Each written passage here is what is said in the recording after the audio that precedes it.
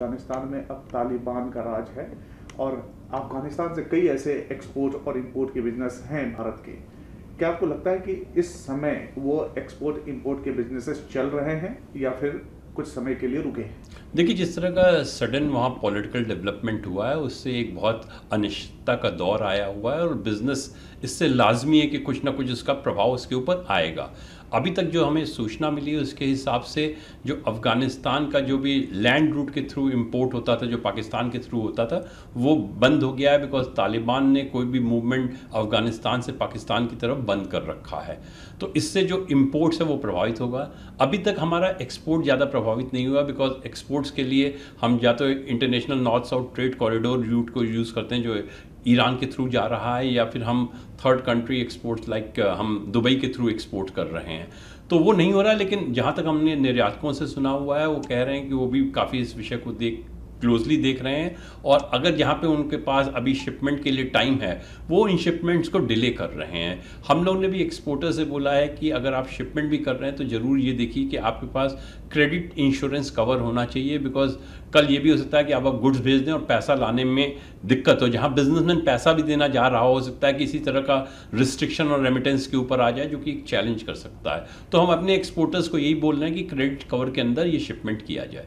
Sir, Afghanistan के बीच भारत का कितने का व्यापार पूरा आंकड़ा जानना चाहते हैं और किन किन चीजों का सबसे ज्यादा डिपेंडेंसी दोनों सकते? देखिए, 2020-21 में हमारा जो द्विपक्षीय जो भी ट्रेड रहा है वो 1.3 बिलियन डॉलर का रहा है, जिसमें हमारा एक्सपोर्ट जो है वो करीब 825 बिलियन डॉलर का था और इंपोर्ट्स हमारा 510 मिलियन डॉलर का था। हमारा जो मेज एक्सपोर्ट जो आज की डेट में हो रहा है वो हमने काफ़ी शुगर एक्सपोर्ट्स की है, हम बहुत से खाद्यान्न भी वहाँ पे एक्सपोर्ट कर रहे हैं, फार्मास्यूटिकल एक्सपोर्ट जाता है इंडिया का, हमारा बहुत अच्छा एपरल एंड टेक्सटाइल का मार्केट डेवलप हुआ है, हम टी कॉफ़ी स्पाइसेस कर रहे हैं और मशीनरी के साथ हम ट्रांसमिशन टावर भी वहाँ पे काफ़ी सप्लाई किया है। जो हमारा मेजर इंपोर्ट्स जो आज की डेट में अफ़गानिस्तान से है वो ड्राई फ्रूट्स का है, फ्रेश फ्रूट भी हमने इंपोर्ट किए हुए हैं, कुछ हम थोड़ा सा गम्स एंड रेजिन इंपोर्ट कर रहे हैं, कुछ पिछले दिनों में हमने कुछ अनियन भी वहाँ से इंपोर्ट्स किया है। तो ये हमारा प्रोडक्ट प्रोफाइल है और काफ़ी हद तक अफ़गानिस्तान के इंटरेस्ट में रहेगा कि इंडिया के साथ ट्रेड जारी रखे, अदरवाइज़ वहाँ पे उस कंट्री में भी काफ़ी इन्फ्लेशनरी प्रेशर आ सकते हैं। उनकी करेंसी के ऊपर बहुत ज़्यादा इम्पैक्ट ऐसे भी हुआ है, इसलिए जो करेंसी इतनी वीक हुई है तो ये देखना पड़ेगा जल्दी से जल्दी जो बिज़नेस है वो कंटिन्यू हो सके। आपको क्या लगता है कि जो न्यू रिजीम है वो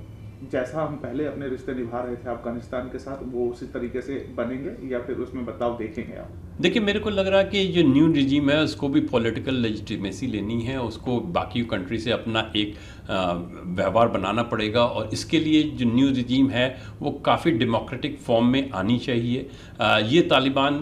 उस समय का तालिबान नहीं जो आज से 10 साल पहले का है और बहुत सी काफ़ी चीज़ें परिस्थिति में काफ़ी चेंज आया है। तो मेरे को लगता है कि इनके भी परिस्थिति में चेंज आएगा। जैसे अभी आप देखिए उन्होंने बोला है कि विमेन जो हैं वो वर्क कर सकती हैं, पहले ये चीज़ कभी भी वहाँ पे नहीं थी। तो आई थिंक जो इस तरह के पॉलिटिकल डेवलपमेंट हैं उनमें काफ़ी चेंज आता है। एक जो उन्होंने स्टेटमेंट दिया है कि बिज़नेस एज़ यूजुअल रहेगा, जो कि मेरे को बहुत इनकरेजिंग स्टेटमेंट लगता है कि अगर बिज़नेस एज़ यूजुअल रहता है तो थोड़ी देर में जो इस तरह की पॉलिटिकल टर्मोइल है वो इस्टेब्लिश हो जाएगी और जब एक तरह का एश्योरेंस होगा बिज़नेस को कि गवर्नमेंट बिज़नेस में इंटरफेरेंस नहीं कर रही और जो भी पॉलिसीज़ हैं वो लॉन्ग टर्म पे चलेंगी तो बिज़नेस फिर उसी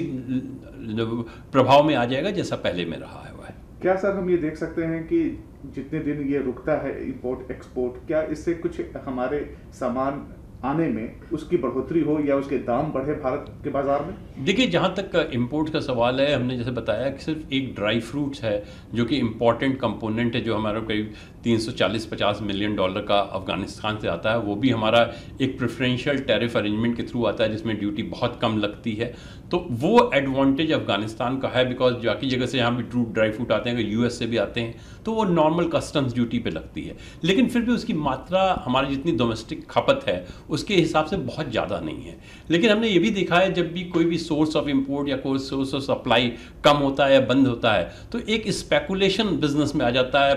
जो की मूल्य हैं वो ऐसे ही बढ़ जाते हैं। तो अगर ये प्रॉब्लम जो हमारी है आके अगर वो लंबे समय तक चलेगी तो इस तरह की सिचुएशन आ सकती है कि ड्राई फ्रूट्स की जो कीमतें हैं वो बढ़ जाएंगी। बट अभी आई थिंक इसको कहना बहुत गलत होगा, अभी ऐसा कोई ट्रेंड नहीं आया है, लेकिन अगर लॉन्ग टर्म तक ये प्रॉब्लम चलेगी तो इसको हम रूल आउट नहीं कर सकते हैं। Thank you so much sir. Thank you.